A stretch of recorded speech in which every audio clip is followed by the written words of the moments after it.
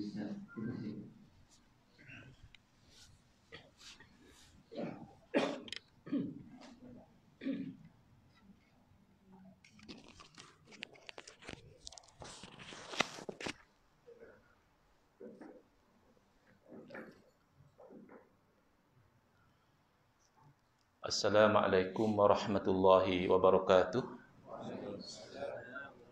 Bismillahirrahmanirrahim. Alhamdulillahi rabbil alamin. Wa afdalus salati wa atammu taslimi ala sayyidina Muhammadin wa ala alihi wa sahbihi ajma'in. Rabbi shrah li sadri wa yassir li amri wahlul 'uqdatam min lisani yafqahu qawli. Subhanaka la ilma lana illa ma 'allamtana innaka antal alimul hakim. Allahumma akhrijna min zulumatil wahmi wa akrimna binuril fahmi waftah alaina bima'rifatil ilmi wa sahhil akhlaqana bil hilm waj'alna mimman yastami'una al-qawla fayattabi'una ahsana. Allahumma ati nufusana taqwaha wa zakkiha anta khairu man zakkaha anta waliyuha wa maulaha. Allahumma arinal haqqa haqqan warzuqna ittiba'ah wa arinal batila batilan warzuqna ijtinabah. Allahumma anfa'na bima 'allamtana wa 'allimna ma yanfa'una wa zidna ilma wa huda. Amma ba'd. Qala Allah subhanahu wa ta'ala fil Qur'anil Hakim, hal ata 'alal insani hinum minad dahri lam yakun syai'an madhkura. Shadaqallahul azim. Alhamdulillah, muslimin muslimat, hadirin hadirat, tuan-puan yang saya hormati. Moga-moga kita semua dirahmati dan diberkati oleh Allah Subhanahu wa taala, dan moga-moga kita semua dikurniakan oleh Allah Subhanahu wa taala kefahaman yang baik di dalam urusan agama sesuai dengan sabda junjungan Nabi sallallahu alaihi wasallam, man yuridillahu bihi khairan yafaqihu fid din. Barang siapa yang Allah nakkan dengan dia kebaikan, nescaya Allah beri dia faham dalam urusan agama. Dan moga-moga dikurniakan kepada kita semua akhlak yang mulia sesuai dengan sabda Nabi sallallahu alaihi wasallam, innama bu'istu liutammima makarimal akhlak. Hanya saja aku dibangkitkan demi untuk menyempurnakan kemuliaan akhlak. Yang saya hormati Assistant Commissioner Polis Ahmad Sukarno bin Muhammad Zahari, Ketua Polis Daerah Sentul, Ketua Bahagian dan juga Ketua Polis Balai, Pegawai Kanan, Pegawai Rendah dan Pegawai Awam Polis yang hadir dalam program sempena Quran Hour pada hari ini. Jadi program Quran Hour ini adalah salah satu contoh apa yang disebut sebagai bid'ah hasanah, perkara baharu yang baik. Ini penting untuk saya sentuh dahulu kerana ada di kalangan umat Islam yang terlampau allergic dengan bid'ah kerana salah faham hadis Nabi sallallahu alaihi wasallam, yang mana baginda sallallahu alaihi wasallam bersabda, kullu bid'atin dhalalah. Setiap perkara bid'ah adalah merupakan kesesatan. Jadi mereka tidak boleh terima konsep Quran Hour dan sebagainya kerana kata mereka ni tak ada zaman Nabi.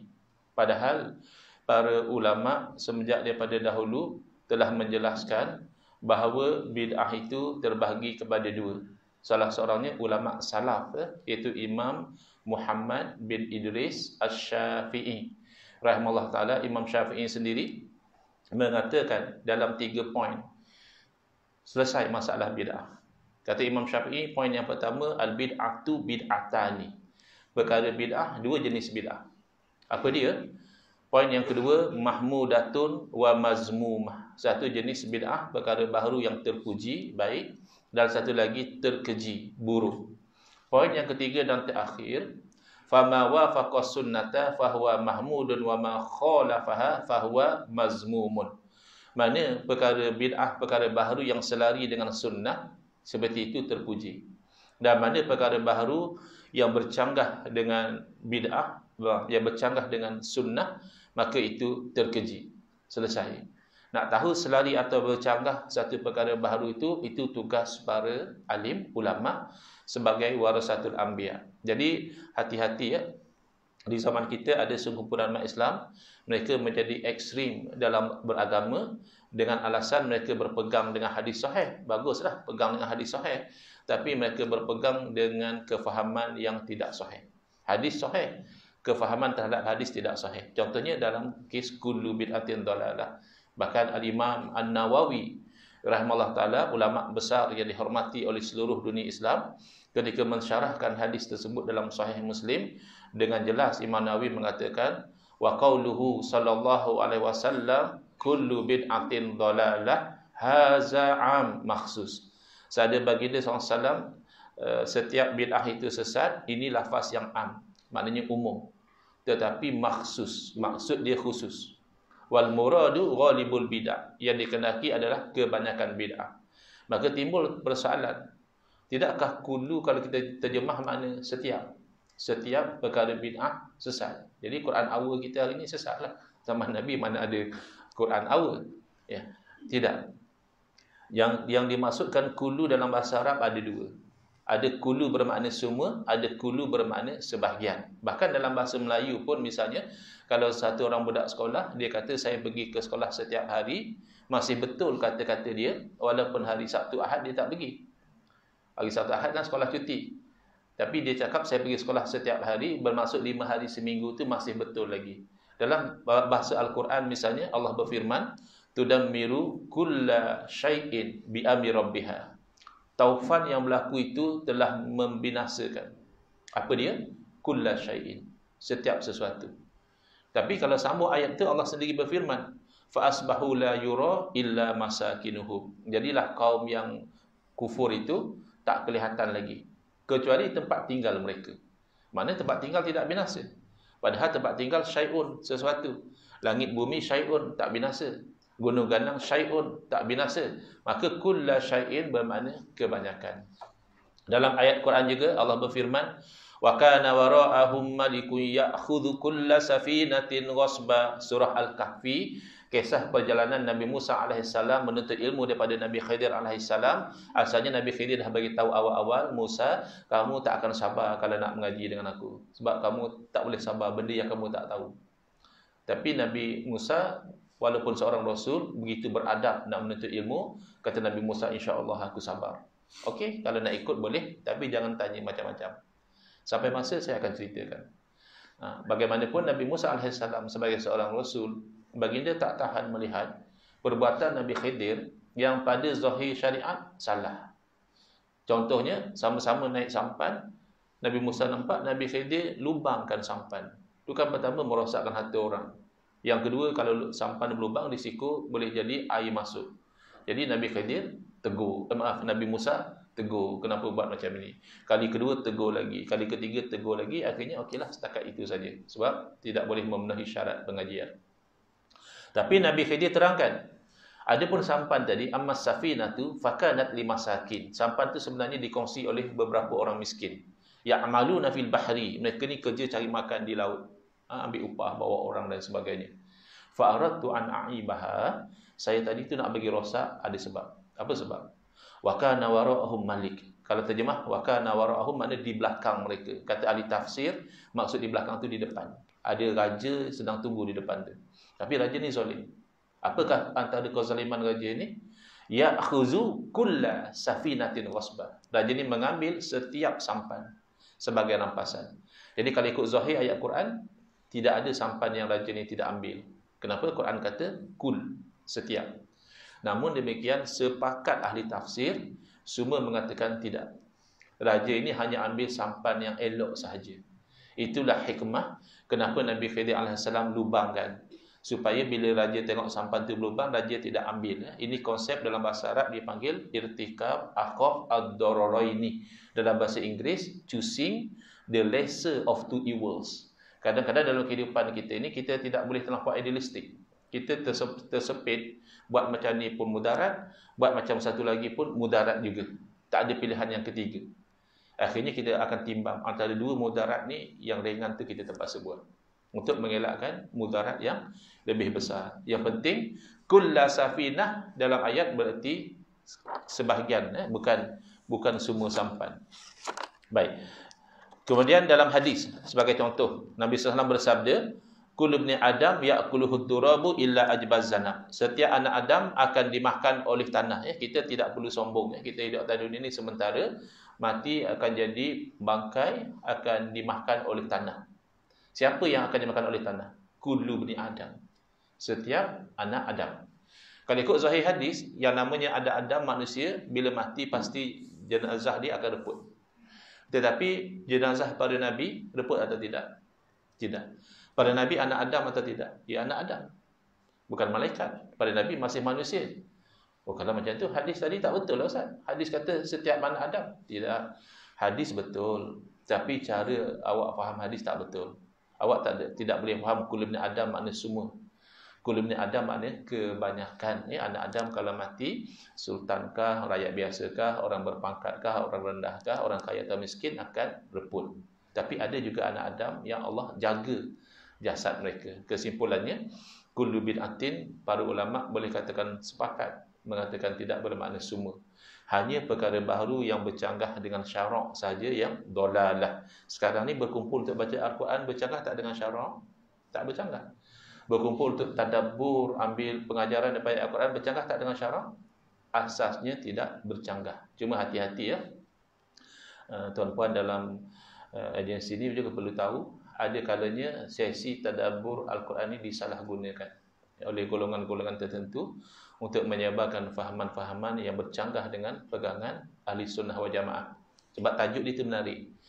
Jom kita buat sesi tadabbur Al-Quran. Kadang-kadang tu secara online. Tertambah-tambah kalau muslimat ni kalau buat kajian mereka minat. Satu, yang kedua mereka mudah terpengaruh. Ustaz cakap apa takkan tak betul. Kadang-kadang suami pun payah juga. Suami cakap macam tak betul dia awak belajar ni. Ustaz cakap takkan tak betul, abang takkan lebih tahu pada ustaz. Jadi kena hati-hati juga. Tadabbur ini boleh disalahgunakan untuk menyebarkan dakwah-dakwah yang ekstrim, yang bercanggah dengan tuntutan agama itu sendiri. Makanya bila saya dijemput untuk tadabbur Al-Quran, saya usahakan seboleh mungkin untuk merujuk kepada kitab-kitab tafsir yang muktabar. Untuk hari ini saya merujuk pada kitab tafsir Al-Imam Al-Qurtubi rahimahullah ta'ala. Baik, secara ringkas saya difahamkan majlis kita ni akan berakhir 12.30. Jadi insya-Allah saya akan cuba berhenti sebelum dari itu lagi sebelum dari 12.30 lagi. Pengalaman saya jadi pensyarah dekat UIA bukan 20 tahun staf UIA. Kalau kelas habis awal tak pernah student tak suka. Happy saja kalau habis awal, memang seronok. Jadi saya akan cuba tamatkan sesi kita ni sebelum 12.30. Hal ata 'alal insani hinun minad dahri lam yakun syai'an mazkura. Tidakkah pernah datang kepada manusia itu satu detik daripada masa dia merupakan sesuatu yang tidak disebut pun. Jadi boleh jadi hal di sini maknanya bertanya, boleh jadi nak bagi tahu. Kadang-kadang kita tanya, aku tak bagi ke? Aku bagi kan? Kadang-kadang bukan nak tanya, nak cakap aku dah bagi. Kadang-kadang kita sebenarnya uslub macam bertanya, tapi maksudnya kita nak mengatakan dah. Jadi boleh jadi juga ayat ni bermaksud memang satu masa dahulu manusia itu tidak pernah disebut. Sama ada manusia itu merujuk kepada Nabi Adam AS sebelum daripada diciptakan oleh Allah, atau diciptakan dalam bentuk belum ada roh. Tak ada orang sebut Nabi Adam. Tapi setelah Allah Ta'ala tiupkan ruh pada Nabi Adam AS, dan Allah Ta'ala perintahkan kepada para malaikat supaya sujud hormat kepada Nabi Adam AS, dan Allah Ta'ala buktikan depan malaikat bahawa Nabi Adam telah mengetahui apa yang diajar oleh Allah Ta'ala untuk menjadi khalifah di muka bumi ini, maka ketika itu Nabi Adam disebut. Bahkan mazkur mengikut setengah ulama berarti bukan sebut makna sebut, tapi dimuliakan. Kita manusia pun anak Adam sama. Rewind 100 years back, 100 tahun yang lalu, ada tak antara tuan-puan yang pernah disebut? Tak ada. 100 tahun yang lalu tak ada yang namanya Ustaz Engku. Jangan kata Ustaz Engku, ayah Ustaz Engku pun orang tak sebut lagi. Ayah saya baru umur 80 lebih. Jadi 100 tahun yang lalu beliau juga tidak disebut. Jadi kalau kita lihat, kita ni datang daripada satu keadaan yang tidak pernah disebut, kita juga akan kembali pada satu keadaan yang juga tidak akan disebut. Ramai orang yang dulu daripada kita dah meninggal, tak ada orang sebut pun. Kadang-kadang 2 minggu lepas dia mati pun orang tak sebut dah. Kecuali yang orang masih sebut sama ada orang tu tersangat baik, para nabi, ulama-ulama besar, atau tersangat jahat. Fir'aun, sampai sekarang orang sebut lagi. Abu Jahal, Abu Lahab, orang sebut lagi. Jadi alang-alang kalau kita nak kita disebut, biarlah kita jadi itu orang yang baik. Ataupun tak apa, kita tidak disebut pun, itu memang satu masa dahulu kita tidak pernah disebut. Baik. Inna khalaqnal insana min nutfatin amsyajin nabtalihi faja'alnahu sami'an basira. Ini kejadian manusia sebenarnya. Kami telah jadikan manusia itu daripada titisan air mani yang bercampur. Dalam kitab tafsir disebutkan pencampuran antara benih lelaki dan benih wanita. Sebab tu kadang-kadang orang kata, macam muka bapak dia sebiji. Orang tu kata, yang seorang tengok, tengok macam muka mak dia lah. Kan? Padahal orang yang sama. Tak heran. Nampak macam muka bapak, tak heran. Nampak macam muka mak pun tak heran. Kerana dia adalah percampuran amsyaj antara benih lelaki dan benih wanita. Yang tak sedar hati kalau nampak macam muka orang lain, macam ke bapak lain kan. Tapi tak mustahil ya. Kadang-kadang orang bapaknya misalnya putih, tiba-tiba dapat baby, kenapa boleh jadi anak hitam macam ni? Dia pun jeling lain macam kat isteri dia. Tapi tak mustahil bahawa itu memang anak dia. Sebab manusia ni kadang genetik dia tu, dia repeat balik genetik keturunan dia. Lalu mungkin ada yang berkulit gelap. Sebab ada sahabat pernah komplain pada Nabi SAW tentang anak dia. Dia macam ragu-ragu, betul ke anak saya atau isteri saya ni ada buat sesuatu yang tak elok. Nabi SAW bagi tahu bahawa tak, unta tu pun kan yang color macam ni, kenapa dah ada color lain? Dia pun jawab mungkin keturunan dia dulu ada color macam ni. Macam itulah. Satu orang tu boleh jadi berbeza kerana genetik yang dahulu repeat balik. Inna hadainahu sabila imma syakiran wa imma kafura. Jadi dalam keadaan manusia ni dahulu satu masa tidak wujud, tidak pernah disebut orang, tidak pernah dia muliakan, Allah jadikan daripada satu titisan air mani. Jadi kita ni manusia, supaya kita humble, kita tidak lupa daratan, kita boleh ingat salah satu daripada dua penghujung. Sama ada kita ingat hujung yang awal, kita dijadikan daripada air mani yang sebenarnya jijik. Dan orang pun akan, kalau ada satu tempat tu kita nak duduk, tiba-tiba apa ni, air mani, kita apa jijik macam ni. Jadi permulaan kita tu jijik. Ataupun kita lihat pada penghujung yang akhir, kita akan menjadi bangkai yang busuk, yang menjadi makanan cacing, menjadi makanan ulat. So kalau begitu hal keadaan manusia, kenapa di pertengahan kita nak jadi sombong? Kenapa pertengahan kita nak jadi lupa daratan? Sedangkan dua-dua penghujung kita itu bukan sesuatu yang boleh dibanggakan. Yang penting Allah bagi hidayah kepada mereka itu jalan, iaitu agama ni Allah dah bagi hidayah. Tapi manusia pilih imma syakira, sama dia jadi orang yang bersyukur dengan dia beriman dan taat, wa imma kafura, atau dia jadi orang yang kufur dengan dia menolak ajaran Islam, ataupun dia lupa untuk syukuri nikmat Allah Taala. Kalau kufur apa jadi? Inna a'tadna lil kafirina salasila wa aghlala wa sa'ira. Kejadiannya itu parah ya. Mungkin tuan-puan biasa tengok tahanan dalam tahanan, keadaannya bukanlah sesuatu yang menggembirakan lah. Kalau selesa sekalipun dah kena tahan kan tak best, terkurung. Tapi tidak akan boleh dibandingkan dengan apa yang berlaku pada orang-orang yang kufur di hari akhirat. Dirantai ya. Salah satu adalah rantai agla, dia akan ikat tangan tu ke leher dan juga dibakar lagi ya, dalam api neraka. Kata bagi bandingan macam ni lah ya. Katakanlah untuk meningkatkan kualiti kerja pasukan, dibuat satu program memilih ahli yang terbaik untuk tahun 2024, tahun depan dia akan buat. Jadi kita minat kerana hadiah pertama sebuah banglo mewah 3 tingkat di Bukit Jelutong, bukan Bukit Beruntung, Bukit Jelutong. Ada swimming pool, ada lift, ada gym, percuma kepada satu orang staf yang terbaik. Agak-agak kita minat tak? Ustaz Nodir minat tak? Kalau saya pun minat. Free kot. Kemana nak dapat? Mau-mau 2-3 juta je kan? Kalau rumah macam tu. Jadi usahalah kita datang awal, tugasan kita buat, apa operasi kita berjaya nak dapat the best staff.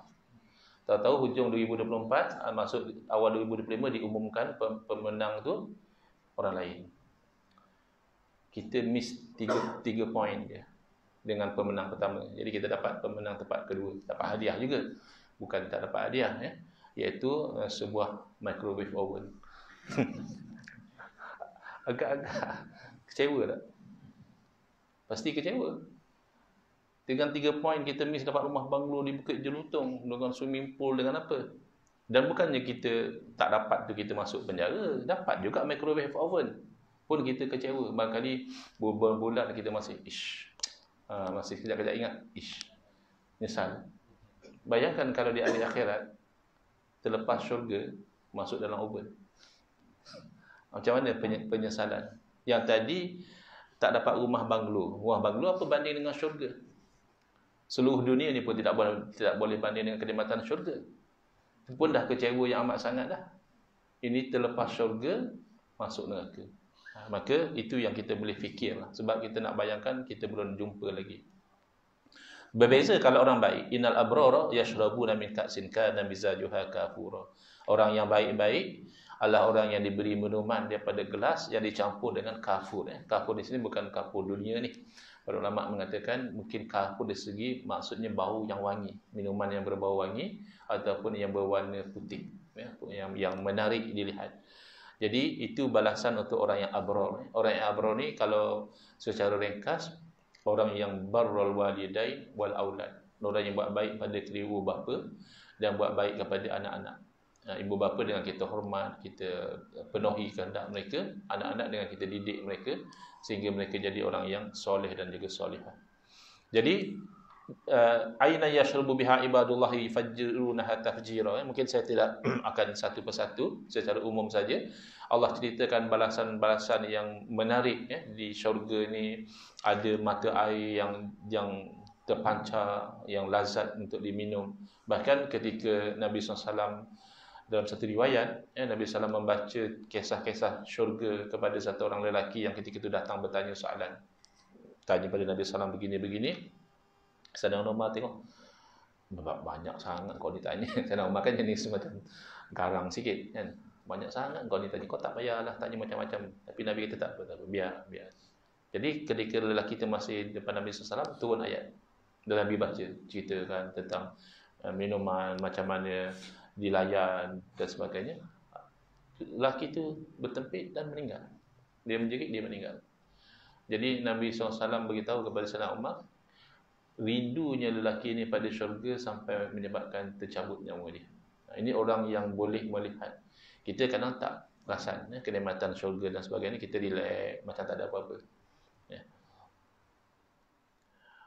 Kemudian orang yang dapat balasan baik ini antara sifat dia memenuhi nazar dia, kewajipan dia penuhi ya. Jadi nak dapat syurga kena pastikan apa kewajipan yang Allah wajibkan kita penuhi. Dan dia ada sikap takut kepada hari kiamat. Wa yakhafuna yawman kana syarruhu mustatira. Hari kiamat ni hari yang keburukannya itu bertimpa-timpa. Kita kan ada kadang-kadang kita ada have a bad day. Keluar pagi ada insiden, sampai office kena marah dengan bos pula, balik rumah bini bising pula. We have a bad day. Tapi whatever bad day yang seorang tu alami dalam kehidupan dia tak boleh dibandingkan dengan hari kiamat.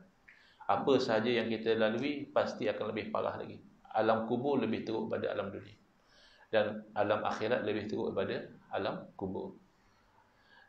Nak supaya mudah sikit kehidupan kita nanti di akhirat, pertama wa yut'imuna at'ama ala hubbihi miskina wa yatima wa asira.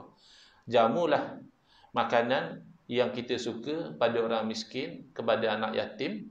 Jangan jamu tengok konsert pula, kesian anak yatim dah lah yatim. Ajak tengok konsert pula.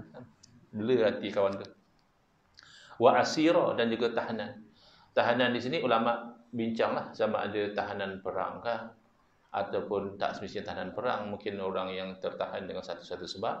Kita bagi dia makan ni. Dan yang kita bagi makan tu kita kena muhasabah lah. Kadang-kadang kita suka bagi orang makan ni yang dah tak habis. Makanan tak habis, hantar surau lah, sedekah orang surau. Yang kita dah tak habis.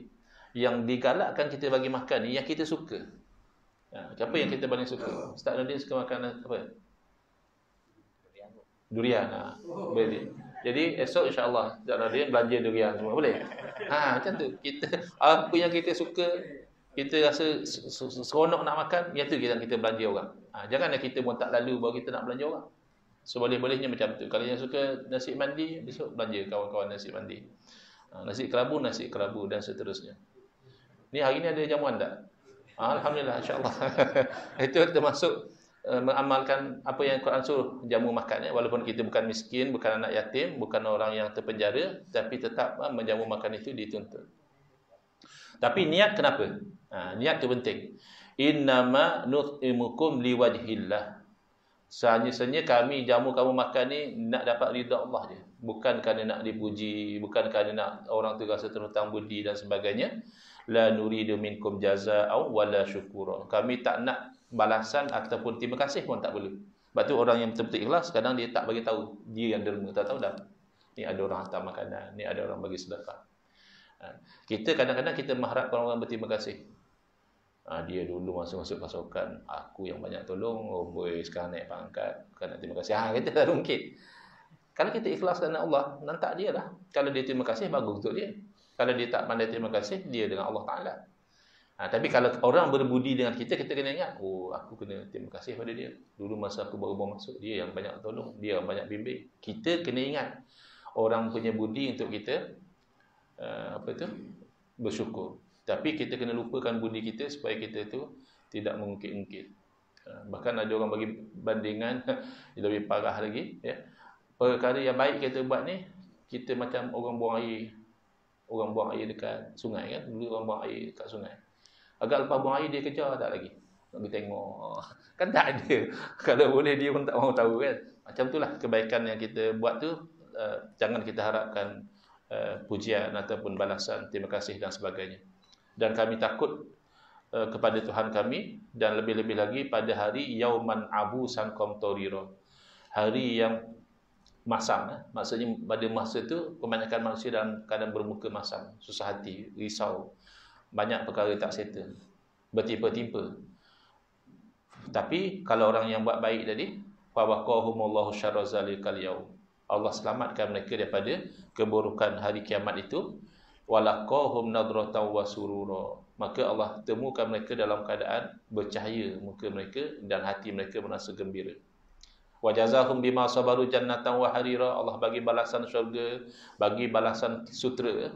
Kerana di dunia ni kita orang lelaki diharamkan memakai sutera. Bahkan dalam satu riwayat Nabi SAW bagi tahu, orang yang pakai sutera di dunia, maka diharamkan dipakai sutera di akhirat. Padahal sutera itu pakaian ahli syurga. Jadi dibimbangi dosa itu menghalang dia daripada masuk syurga. Dan dalam syurga itu mereka itu muttaqi. Muttaqi ni macam duduk berteleku orang panggil. Rehat santai di atas tempat perbaringan ya. La yarawna fiha syamsan wala zamharira. Yang istimewa di dalam syurga ni tidak ada kepanasan matahari, kepanasan yang melampau, dan tidak ada juga kesejukan yang melampau. Kita di dunia ni terseksa dengan dua ni. Kalau panas sangat kita tak tahan. Kalau sejuk sangat pun kita tak tahan. Jangan kata sejuk sangat, ada setengah orang aircon pun tak tahan. Kalau share bilik dengan kawan dia masalah. Kalau yang seorang tu suka aircon, yang seorang tak suka aircon, dia nak adjust. Jadi dalam syurga tak, dia ngam-ngam, selesa. Dalam keadaan tak ada terik matahari dan tidak ada sejuk yang melampau pun, di situ ada bayang-bayang daripada pohon-pohonan yang mana buahnya tu akan ikut orang yang nak makan tu. Maknanya kalau orang tu berdiri, dia boleh capai. Kalau dia duduk pun boleh capai. Kalau dia baring pun buah tu akan dekat dengan dia. Boleh bayangkan tak? Buah tu follow orang yang nak makan. Kita sekarang jenuh panjat pokok tu, siap jatuh apa. Semua kan. Kenapa MC mana jatuh panjat pokok rambutan? Tak, di akhirat buah ikut kita. Di dunia pun dah ada teknologi tu. Perasan tak di setengah restoran ada robot datang kan. Dia datang, elok pula datang kat meja kita. Kita ambil makanan, tekan okey, dia kata thank you, enjoy your food. Itu baru teknologi manusia. Bayangkan teknologi Allah Ta'ala. Baik. Dan mereka itu diberikan minuman-minuman daripada gelas, daripada perak dan sebagainya. Dan gelas pun ngam-ngam. Qaddaruha taqdira. Kita kadang-kadang kalau ustaz-ustaz pun payah nak slim sebab tu. Ingat malam tak nak makan dah. Lepas ceramah jamu. Time kita kenyang dia jamu, time kita lapar tak jamu pula. Itu ada nasib lah. Tapi di akhirat tak. Ngam-ngam. Kita dahaga setakat tu je yang akan dihidangkan dalam gelas tu. Ngam-ngam untuk menghilangkan dahaga saja. Tidak terlampau, tidak kurang. Kemudian ada juga mata air di syurga yang dinamakan salsabila. Dan orang di ahli syurga akan dikelilingi oleh wildanun mukhalladun. Orang kanak-kanak yang kekal remaja. Kan kalau di dunia tidak. Kadang-kadang kita pergi satu restoran 10 tahun yang lalu, staff dia ada lagi, dah tua lah dulu. Budak-budak lagi masa mula-mula kerja. Tak, di akhirat, di alam syurga sama je umur dia. Dan bila kita lihat budak-budak ni berhikmat, bawa air dan sebagainya, hasibtahum lu'lu'an mansura, seperti mutiara-mutiara yang bertebaran. Maknanya pelayan tu elok dan dia pun taat. Kadang-kadang kalau pelayan atas dunia, kadang kita dimarah-marahnya. Tak boleh sabar sikit ke? Tak nampak kau orang ramai. Aduh, dah lah aku regular customer, kena marah pula tu. Kan? Marah-marah pun datang je sebab masakan dia sedap. Dia akhirat tidak. Layanan dia dengan baik. Dan diberi minuman yang bersih, yang suci. Kenapa ni? Ini adalah balasan dan juga usaha kamu tu disyukuri. Jadi apa yang kita buat, walaupun orang tak tahu, kita bangun, solat, istighfar, Allah akan beri balasan baik. Inna nahnu nazzalna 'alaikal qur'ana tanzila. Yang menurunkan Al-Quran ini adalah Allah. Maka fasbir li hukmi rabbika wa la tuti' minhum asiman aw kafura. Maka kita kena sabar untuk taat pada hukum Allah yang Allah telah turunkan. Jangan taat kepada orang yang berdosa dan orang yang kufur. Jadi mencabar sebenarnya. Fasbir, hendaklah kamu sabar ni, kata dalam satu riwayat, sabar ni ada 4 jenis. Satu, sabar ketika mula-mula, dipanggil as-sadmatul ula. Mula-mula diuji itu yang paling payah sekali. Pening kepala kita, stres, naik darah tinggi kita masa mula-mula diuji, sama ada dengan kematian, dengan kemalangan, dengan difitnah, apa sajalah ujian masa mula-mula itu yang susah nak sabar. Dah lama tu kita dah cool. Kemudian yang kedua, kita sabar melakukan ketaatan. Kadang-kadang kita cadang misalnya nak start solat duha, sempat dah 2-3 hari, lepas tu dah tak sabar. Kan? Kita cadang nak solat tahajud, ya, sempat dah bangun sekali, lepas tu dah tak sabar dah. Tak sabar apa? Tak sabar nak sambung tidur. Kemudian yang ketiga, sabar menahan daripada buat maksiat, pun payah juga. Orang katalah, wallahu a'lam, kalau 1000 mungkin pejam mata, kalau 5000 mungkin tolak lagi. Kalau dah 50,000 di hulu tu, susah juga nak sabar kan. Iman kata sabar orang haram tu jangan ambil. Nafsu kata, bukan selalu boleh dapat. Kalau tak ambil sekarang, bila lagi? Hawa lain pun ambil. Macam-macam lah. Dia punya advisor cakap, advisor tu setan lah. Siapa dengan nafsu, tak, Allah suruh sabar. Menahan daripada buat maksiat. Dan yang keempat, sabar ketika ditimpa musibah. Kemudian wadhkurisma rabbika bukratan wa asila. Sebutlah nama Tuhanmu pagi dan petang. Ada pula orang zaman kita ni kata tak boleh sebut Allah. Tak ada dalil kata dia. Sebut Allah tu tak ada dalil. Ni bukan dalil. Wadhkurisma rabbika bukratan wa asila. Sebutlah nama Tuhan kamu pagi dan petang. Mana sentiasa sebut. Jangan kata pagi je sebut, petang je sebut. Tak, tu orang tak faham bahasa lah. Orang kata, hang ni pagi petang. Pagi petang tu maksud sentiasa. Sebut apa? Wadhkurisma rabbika. Sebutlah nama Tuhanmu. Apa nama Tuhan kita? Allah. Jadi kenapa anti sangat orang sebut Allah? Allah. Dia beramal dengan ayat Quran. Jadi hati-hati ya. Ada orang walaupun terpelajar tapi dia kurang faham. Tinggal berapa ayat lagi? Masih ada. Wa minal laili fasjud lahu wasabbihu lailan tawila. Ambillah sebahagian daripada waktu malam itu untuk sujud, beribadah kepada Allah, sembahyang, tahajud dan sebagainya, dan untuk bertasbih. Kenapa? Kerana walaupun siang pun kita dituntut beribadah, tapi tak sama ibadah waktu malam tu dia special. Lebih-lebih lagi dalam keadaan kita bangun tak ada orang tahu. Siang ni kadang kita ada habuan nafsu. Kadang-kadang lagi kalau orang yang ada nak masuk bertanding pilihan raya kan, dia pun pilih-pilih nak sembahyang jemaat kat mana. Saya pastikan sembahyang jemaat kat tempat ada pengundi dia. Kalau sembahyang Jumaat kat tempat lain rugi, kan? Tak boleh berjumpa bersua muka dengan orang ramai. Jadi ibadah siang ni kadang masih ada habuan nafsu. Tapi ibadah malam tak ada orang tahu, tak ada orang jumpa, kita bangkit sejuk, mengantuk, ambil wuduk, solat. Itu Allah suruh secara khusus. Tapi inna haula'i yuhibbunal ajilata. Tapi kebanyakan mereka ni dia suka yang cepatlah. Yang cepatlah orang suka. Ya.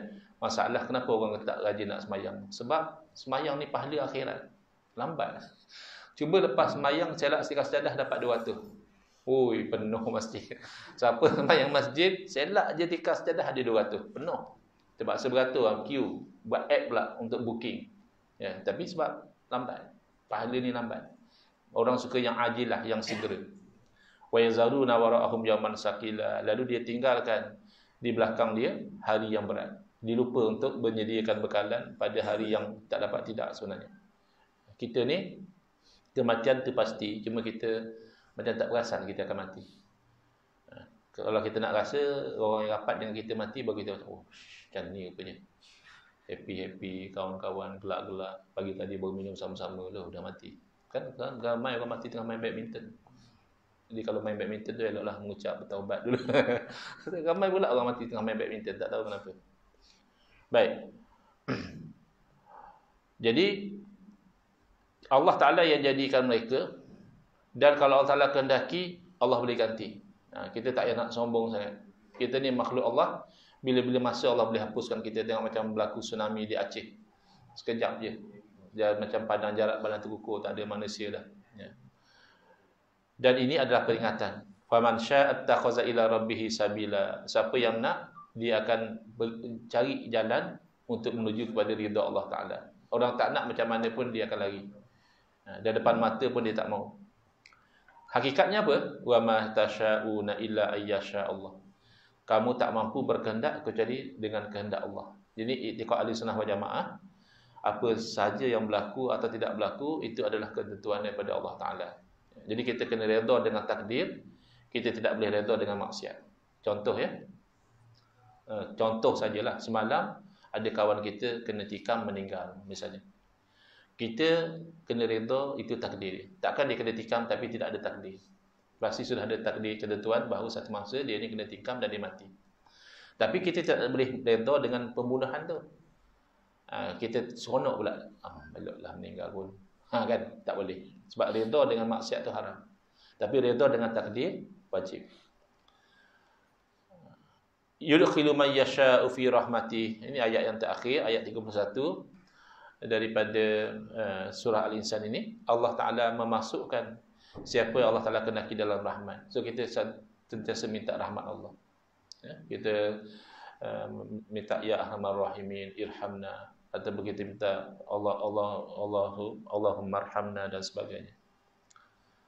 Wa zalimina, orang yang zalim, a'adda lahum azaban alima. Allah sediakan buat mereka itu azab yang pedih. Jadi kita akhir sekali kena ingat bahawa bila kita mati, kita bukan nak harap balasan manusia.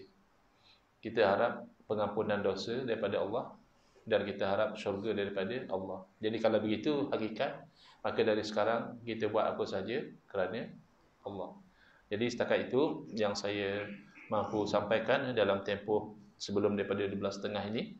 Moga-moga Allah jadikan sedikit yang disampaikan itu membawa manfaat yang banyak kepada kita. Hadza wabillahi taufiq wal hidayah. Wassalamualaikum warahmatullahi wabarakatuh.